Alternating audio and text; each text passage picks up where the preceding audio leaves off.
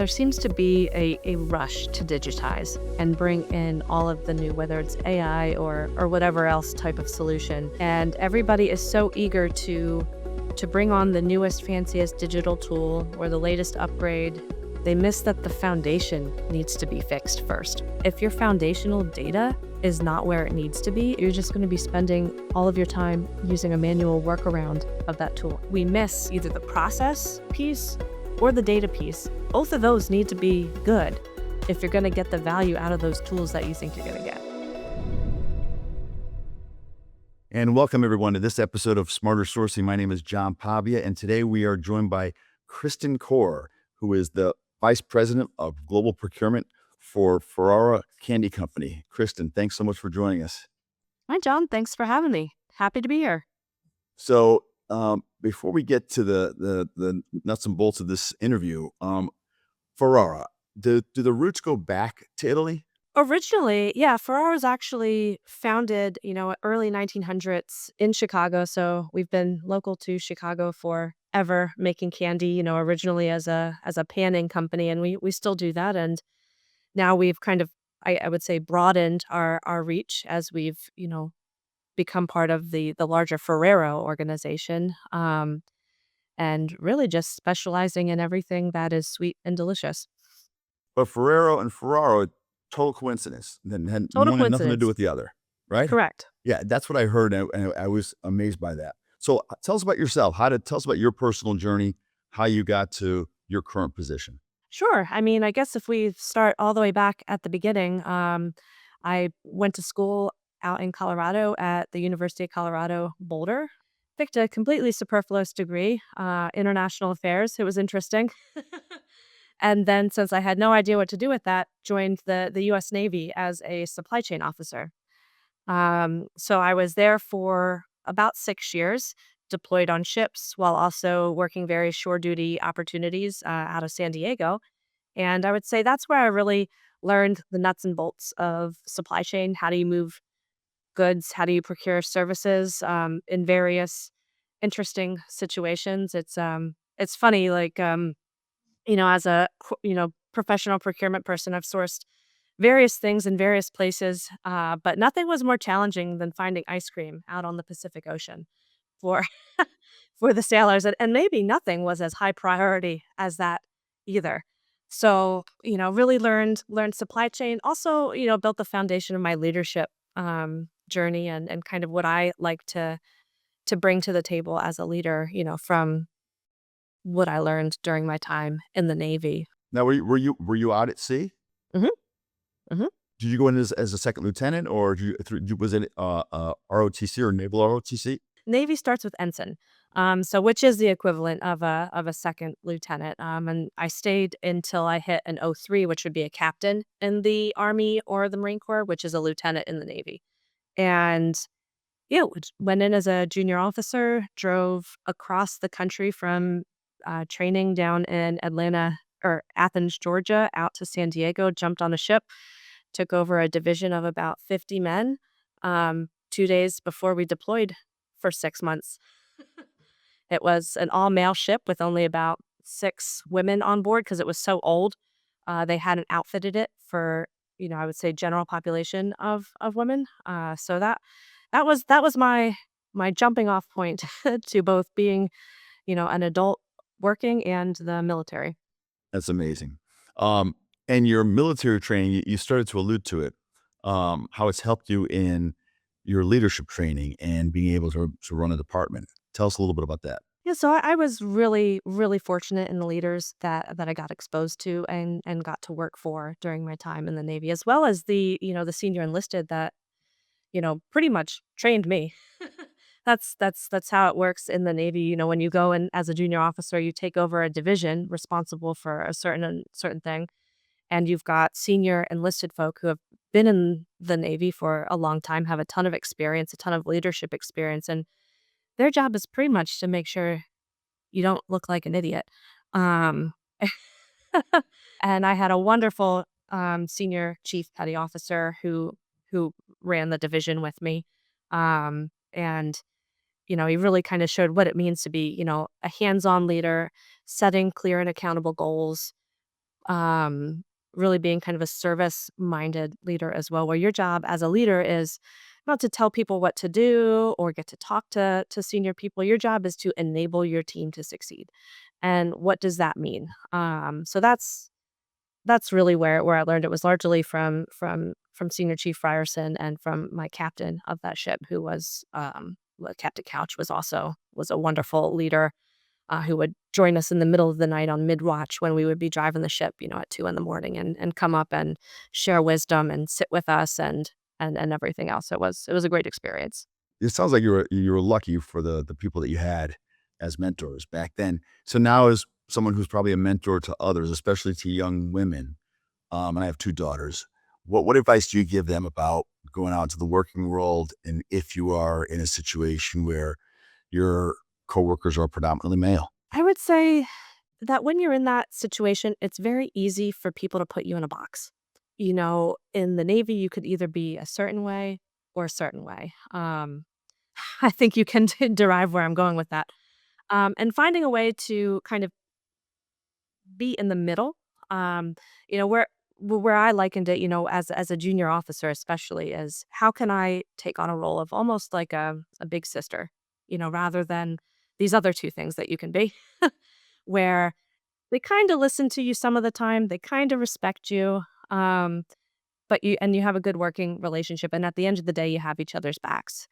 So as a junior officer in a male-dominated environment, that was I would say the role I tried to take on within my team, because it wasn't a "you have to do everything I say" kinda role, but it's still a leadership role, and, I think that resonated well with my team. And now as a more senior female leader, you know, how do you walk the line between kind of it's a little bit more nuanced now, between, a more masculine style of leadership versus, what I think people would typically say is a more feminine style of leadership and trying to find ways to balance those things in a world where people can respect you without putting you in a box of female leader this or female leader that. So I wanna come back to the military experience, but, before we do that, let's continue with the journey because you had some pretty interesting jobs with really interesting companies after the Navy, starting with, ExxonMobil, I believe, right? Yes, that was my first job after the Navy. It was also where I kind of narrowed my supply chain experience into procurement and decided that I like procurement, and that's I think what I wanna make out of my career Why did you like procurement? because it's fun. I mean, okay, so, well, there's a couple reasons. No, this is good because, I mean, a lot of people who listen to the show, they're in sourcing and procurement, and a lot of them ended up there accidentally almost. But to hear that, you sort of started out and then you sort of picked your lane because you really enjoyed the procurement side is, I think, relevant and interesting.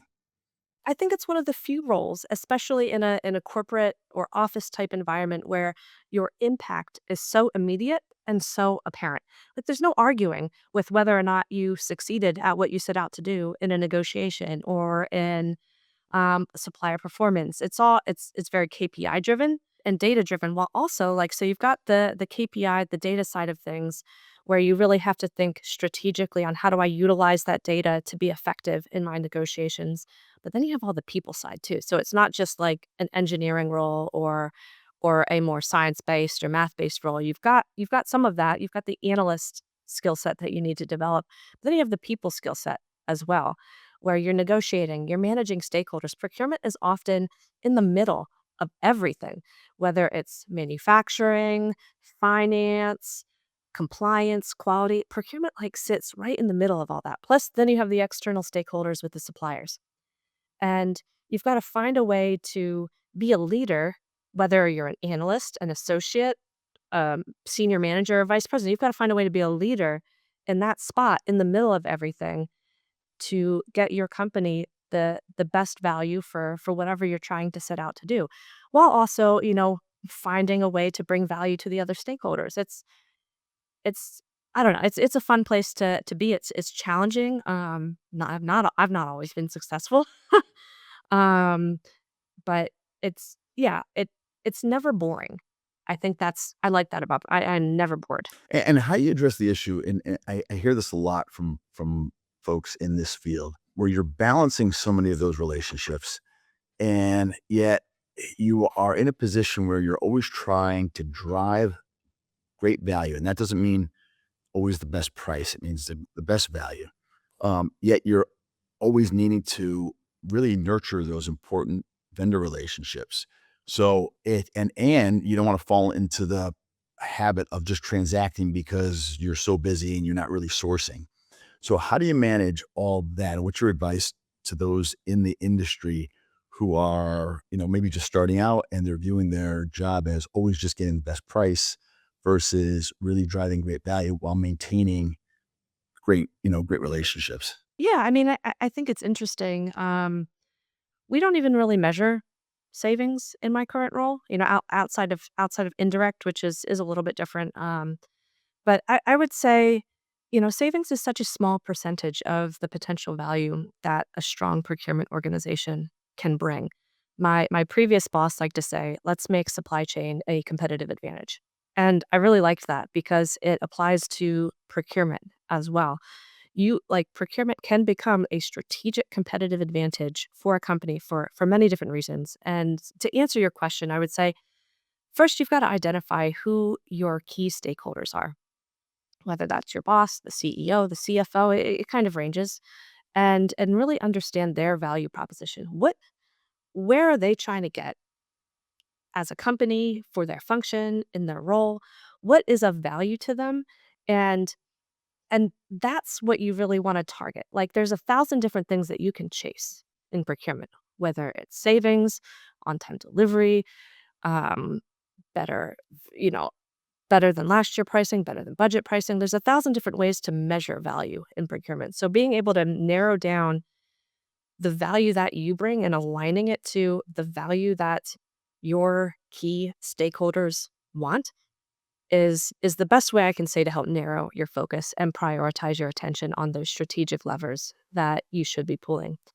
And sometimes those senior stakeholders need help to really make that connection between where they're trying to go and how that connects to the value that you're bringing them to help get there. So being able to have those really kind of frank conversations with your senior stakeholders to really come to alignment on what's important to them and how can you help them achieve it.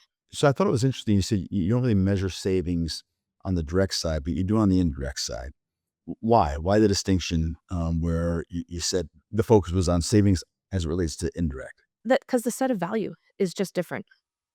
On the direct side, you want on-time deliveries, you want a flexible supply chain that can respond if you have a change in demand, you want quality with clear and direct boundaries for what that means and what is the consequence of if quality is not met. Those are the things that are important on the direct side. I mean, obviously you still need best in market pricing. Like we measure our pricing against the market, and to make sure that we are better than market pricing wherever we operate. But on the indirect side, really it's about freeing up money to reinvest into the business. So the price is very important from that perspective, though we don't often measure it year on year. We try to partner with our various business stakeholders, whether it's HR, IT, to understand what do they have budgeted for the year. And I know you talk to any procure they're like, "You can't measure savings against budget because it's completely arbitrary." Um, but that's what our business stakeholders care about. They've developed their budget for the year, and in any way that we can help free money from that budget for them to reinvest in their function, that's value to the business. So that's how we measure it on the indirect side, or at least that's what we're working towards. Data transparency and consistency is always a challenge that we are working through. But that's our end goal is to really be part of that budgeting process and both help them get better, you know, better at predicting what they're going to spend next year so they can make good business decisions, as well as freeing up money for maybe we want to do a push fourth quarter to help meet our revenue goals for the year. We need to free up money in order to do that. So let's combine the military experience and a comment you made about data, using data. Um, I think it's really interesting when I speak with folks from this field and how much they're using data, AI, et cetera, to war game and to sort of plan ahead for that next, whatever it is, disaster, pandemic, world event that really disrupts the supply chain. Um, Tell us a little bit about what you're doing in your role. I would say this is an area where we have some opportunity to develop our capabilities. We've gone through a major digital transformation in the last 2 years. So, right now, our focus is really getting that kind of up to speed and operational before we can really dig into, I would say, the more broader scenario planning you're describing. That is our goal. And right now, we do it more or less on paper. Our scenario planning, and we have, our risk management mock drills, and we do all that, like, what happens if this happens and this supplier can no longer deliver. We do all of that, but I would definitely like to take it to the next level. We're currently working with a new AI. We're not working with them yet, but we're investigating various AI options to help us kind of take all of that data and do stuff with it. And one of them that I've really enjoyed, they're called Optimize. They're very new, but the agents, they seem like they do like, we've tested some of it, and, like, this is a bit more operational, but it's very cool where, say the supplier emails you and saying they're gonna be late on their delivery. For us, we need to know what that means to our entire inventory system and our production plan. And, you got to daisy chain it up. Do we need to move 5 POs forward? Do we need to, because we also manage the PO life cycle on the procurement team. And so we need to know how it affects our plan when a supplier says they're going to be late, down to like a very detailed level in order to manage all the POs that have to then morph around it if we have to change the production schedule. And this will go into our ERP system and automatically do that scenario planning. Well, if you move this back, this puts your safety stock at this level of risk. These are the POs that are affected that you might have to move up to, to catch up. This is the plan for that. And then it emails everybody and tells them what to do. So it's very cool. I mean, it's not kind of at the big risk level analysis, but it would it would help kind of start putting us in that direction where we could do, on demand scenario planning for different disruptions in supply. You spent your very early days after the military with ExxonMobil. We just talked about wargaming and doing mock drills and trying to see around the corner for the next disruption. So we have some disruption right now in the world having to do with oil. You have an interesting background, military, working for ExxonMobil. What are your thoughts on either to your industry specifically or to just the business world in general for people in your position and how to manage through this right now and the uncertainty? I think the biggest thing that surprised me in the last year or so, however long this has been going on, is how many people do not hedge their their energy. I mean, so many things can disrupt the energy market, whether it's oil or anything else. And so really having a good plan for hedging that that energy, that's what we do. And I was at Exxon when oil was like $20 a barrel. So I've seen the bottom of it, and I've seen the top of it, and it fluctuates hugely, and it can fluctuate at the drop of a dime.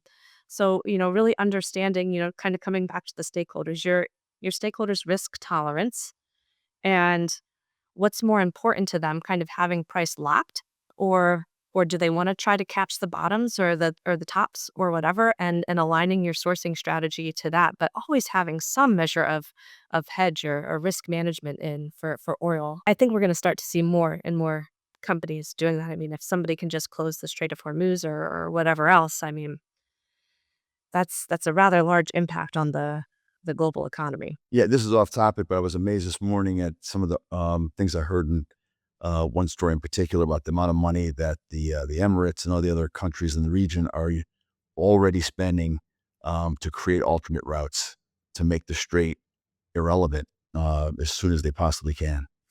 So it'll be interesting to see if that can happen quickly. Absolutely. I mean, as we see more of these disruptions that have impact on that scale, I think people, like people do, they're going to get creative and find alternative solutions. I think it's going to be a really interesting 10 years for supply chain as these new solutions start, new routes, new whatever start coming into play to help manage the risk. So you mentioned the word stakeholder a couple of times in the interview, and I hear it all the time. Sure, you have your external stakeholders, but your internal stakeholders, um, it's always an interesting relationship, getting them to really buy in and using your team instead of just going off and doing it themselves. How do you do it that at Ferrara, and what are some examples or ideas and strategies you have for really getting stakeholder buy-in? I think it's twofold. You've got the trust side. You've got to get them to trust you, to understand your value proposition, and and actually want to work with you. So that, that's the relationship piece. But then you also have the policy piece that you've got to back it up with. Your policy has to be very clear on how various, teams need to work with procurement, how they engage with them, when they engage with them, why they engage with them. Having that, that top-down policy where that's signed off on by the CEO, the CFO, whomever is the most relevant person to sign off on it. Um, they've got to match. So your policy then has to match how you engage your stakeholders, and that, coming at it from two sides at the same time with clarity, consistency, and accountability. That's how we've done it at every company I've worked with, and I've done it where procurement didn't even exist for, pretty much.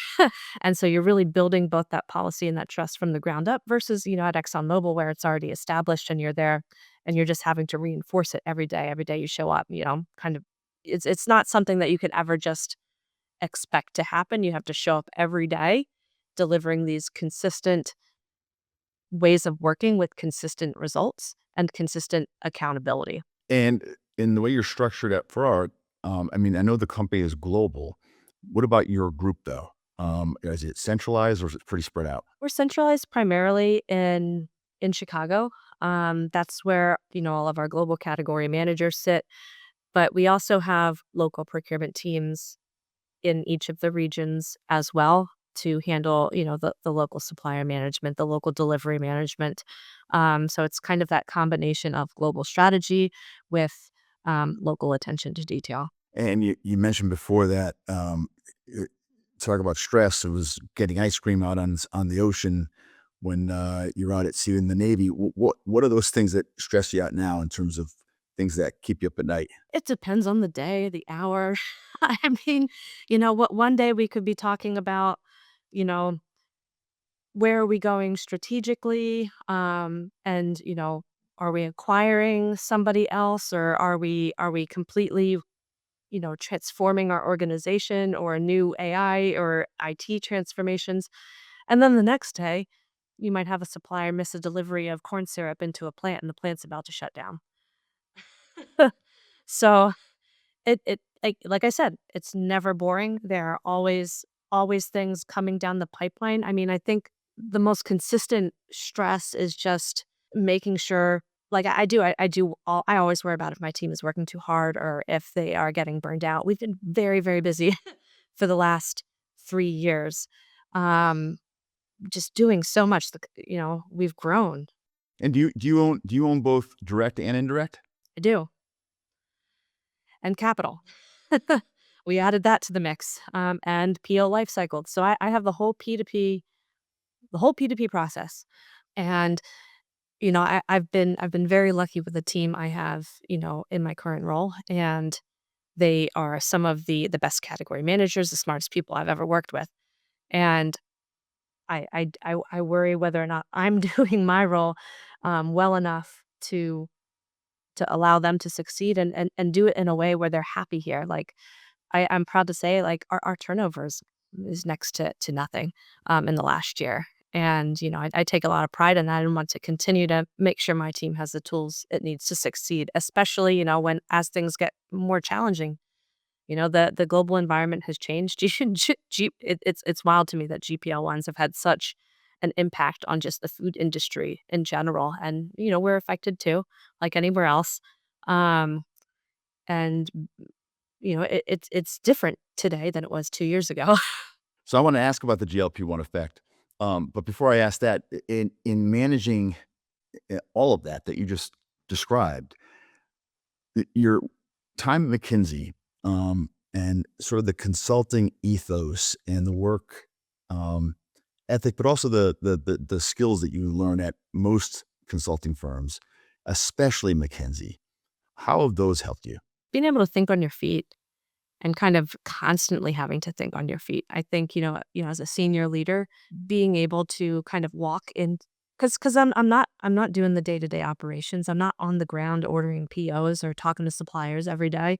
So I've got to be able to walk into a situation with relatively zero context, get caught up quickly and be able to make good decisions and provide good recommendations on where we should go. I would say that's the biggest skill that I would say I developed while at McKinsey, because that's all you're doing in consulting. You're constantly getting thrown into new situations with new data sets, new stakeholders. Everything is always new. And being able to dive in, quickly assess the situation, and add value, it's a skill you kind of have to go through the fire to to acquire. So when you're looking for, I know I am going to come back to the GLP-1 effect because I think it's fascinating. But when you're looking for talent, you're adding somebody to the team, you're filling a role. What are you looking for these days, especially given your background and everything we just talked about? But you think about the need to understand data, the need to use data these days compared to even just 10 years ago. The ability to think on your feet, communicate, get stakeholder buy-in. And especially since we live in a world now where I have 4 kids, 22 to 32, and I encourage them as much as possible to get in front of people instead of just staying in front of their laptops, and really learning how to effectively communicate. What are those things you're looking for in new hires? I think predominantly I'm looking for somebody not to blow smoke up my butt. I think I've developed a bit of a BS detector. And, a lot of people come, they present a very pretty picture of their skill set, their background, their resume. But I want somebody who's gonna be able to hit the ground running and not necessarily be able to do the job on day one. Whatever. But I want somebody who's gonna dive in for real, genuinely, because they have a genuine interest in the work and a genuine interest in doing the work well. And yes, they've got to have the basic skills to do that. They've got to be able to use the data sets. They've got to be able to talk to people. They've got to, show empathy. So that's really like I can look at a resume and see if somebody has been exposed to a set of experience that would give them those skills. But it's more, the person and whether or not they're going to be a good fit in the dynamic of my team and and whether or not they're going to be real with me about their skills, about their opportunities for growth. What did they need to succeed? I don't want somebody to just come and say like everything is great. I'm dandy. I want somebody who's going to really dig into the problems because every company has tons of problems that always need to be solved, and being able to handle that with diligence and grace and accountability. That's what I look for kind of in the subtext of when I'm talking with potential new hires. It's so funny how years and years and years ago, I started my career at the district attorney's office in New York, and and later, as I was a more senior ADA, I probably didn't think about it then, but I thought about it more now as I've gotten this answer from more and more uh, people like you, who, when they talk about looking for people who are comfortable being put out of their comfort zone and taking on a new challenge, not always wanting to be a place where they're comfortable with everything, they're familiar with everything, but being able to embrace the experience of being thrown into a new situation, getting up to speed quickly, because that's, I think, what you needed to do to thrive back in at the DA's office. But it's so funny. I get that answer so much from folks in this industry. especially on this question of what are you looking for in new hires, are people who embrace change, being put into situations where it could be high pressure, but most of all, a situation that it's out of their comfort zone. And I think that it's a premium. Yeah, absolutely. So tell us about the GLP-1 effect. Did it blindside everybody, or was it more drastic than everybody thought, or is it not as big as people think? Tell us I mean, you guys were a candy company, so what effect has it had? Yeah. And like I won't speak too much about, Ferrara and that side of it, but I was at the, every year we have a national sugar conference. It's exactly like it sounds. I would never survive that. I would not, I would never survive that. We go and we talk to our suppliers, we understand, the different drivers of the industry and everything else. And that was a major topic at the national, the sugar colloquium is what it's called. And I was just kinda like, "I can't believe we're talking about this at the sugar colloquium, that it's had that big of effect, that it's literally affecting all of the what all the major sugar suppliers where, they're seeing the decrease in demand." And so the industry's like, "Well, what do we do with this decrease in demand?" And, sugar is a very government managed program in the US.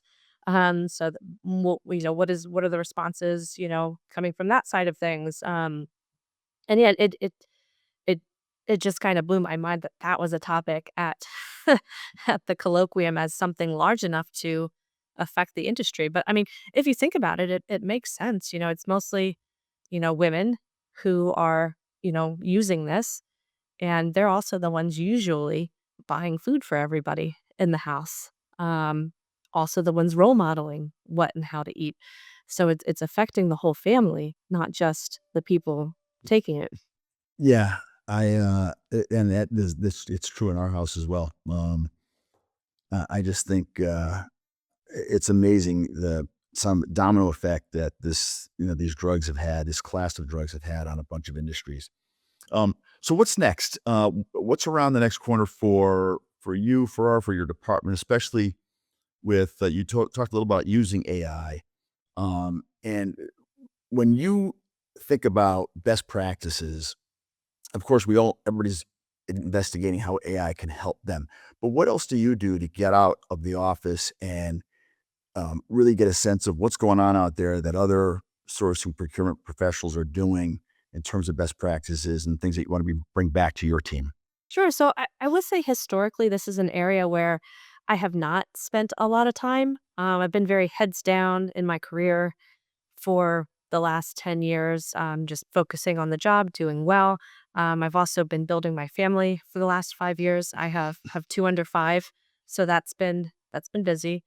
Um, but when you talk about what's coming next, this is really an area where I'm looking to expand my horizon. As far as developing more of a network, connecting more with the local procurement professionals here in Chicago. There are various organizations that do that. I'm going to one event later this month to talk about like how private equity works with procurement. Just I'm just interested in learning. I've been just working, working, working. I kind of want to get back, to learning more. Since McKinsey, I haven't, I've just been doing the job. Um, and I've, recently connected with the Athena network as well. It's a network of women executives across the world, and it's just it's kind of run like a salon, where you talk, you share, um, and learn what you can from people who've probably been doing it a little bit longer than you. And so that's, I would say, personally, learning what's out there, and especially AI. Part of me is like all these, AI is everywhere. You can't turn around without having a procurement AI solution shoved in your face. Um, and a lot of it, like at least the ones I've looked into, it kind of, I don't know if they're really going to work the way I want them to work. You kind of get that snake oil, like they promise you the world and you're not going to get the world. So this is an area where I really want to learn, to really learn and understand the capabilities and where these AI agents are moving to, and how they can be applicable to the procurement processes, um, and how we can use them without just kind of, you know, promising my senior executives the world, because I don't think they're going to deliver the world. I think you need to be very smart and very targeted in how you start applying these solutions. So just continue on about continuous improvement. To take a contrarian view for a second, what do you think are some of the things that the industry, specifically sourcing and procurement industry, that some have gotten wrong and needs to be corrected in general? What I've seen is that there seems to be a rush to digitize and bring in all of the new, whether it's AI or whatever else type of solution, the digital tools. And everybody is so eager to bring on the newest, fanciest digital tool or the latest upgrade to whatever ERP system that they're on, that they miss that the foundation needs to be fixed first. So if you go and implement the next SAP or bring on a new tool or bring on, an AI agent to help you, if your foundational data is not where it needs to be, if you don't have the master data governance in place to manage that data, or the tools to manage the data itself, your material master, your pricing master, all of that stuff, your supplier master, then you're you're just gonna be spending all of your time using a manual workaround of that tool anyway. I've seen it in a couple places. Um, and yeah, so I think, everybody is so eager to digitize and bring out all these fancy new things that we miss either the process piece or the data piece. Both of those need to be good if you're going to get the value out of those tools that you think you're going to get. I agree with you. And speak to me a little bit about the importance of not getting too lost in digitization. And what I'm getting really is at, especially for folks in your industry, maintaining those relationships with vendors. Um, I see the danger in um, becoming less and less connected to your vendors. And I think there's a real risk there because again, when we hit our next disruption in the supply chain, you're going to need those relationships, in my opinion. No, agreed. And I mean, I think where most procurement organizations I've seen is that they've really made an effort to divide the strategic work from the transactional work. My organizations have done the same. I think it makes sense. Um, and the transactional work is where you see most of those digital tools being applicable to, chasing the trucks, updating the POs, those sorts of things. The strategic side, yes, you can have like, the Ariba category management tools or modules and add-ons, but those category managers, if they are doing their job, are still connecting with the suppliers regularly, weekly. They're still having their quarterly business reviews. They're still doing all of the strategic relationship management pieces unaffected by the digital. Like any digitization on the category management piece is largely just in how we present the materials and how we share the materials. Having a dashboard, um, having, an easy way to collect information from multiple suppliers, like if I need an update on a supplier's risk policy or whatever, instead of having each of my category managers send 20,000 emails out, they send it all to Ariba. That makes everybody's life easier. Um, but you're absolutely right. The relationship piece needs to be a focus of the strategic category manager. I can see data playing an enormous role in we talked about it before. You guys trying to stay ahead of the curve, especially when you think about the core ingredients that go into your end product. I remember speaking with the head of supply chain for a very large company that you would know the name of that was actually had used AI and saw the egg shortage coming and really got ahead of it. And I would think that that's an area that um, you guys as well would probably benefit quite a bit from. Absolutely. I mean, I would say right now, for our commodity forecasting and commodity management, we partner with various experts that help us with that, and I'm very satisfied with the service that we've received. If there's a way to digitize that service to make it easier, then it'll probably be something we look into. but everything comes down to cost and prioritization. Well, listen, we're at the end of our time here. Thanks so much for being with me today on this episode. I really enjoyed speaking with you. I'm a big fan of your product. Some of my family would say I need to go to rehab for my chocolate addiction because I can't seem to kick it. But I really appreciate the time today. And in terms of you networking, I hope to see you at one of these procurement events soon. Absolutely. Thank you, John. Appreciate the talk. It was a lot of fun. And so for everyone listening and everybody watching, this has been Smarter Sourcing with John Pavia, and we will see you on the next episode. Take care.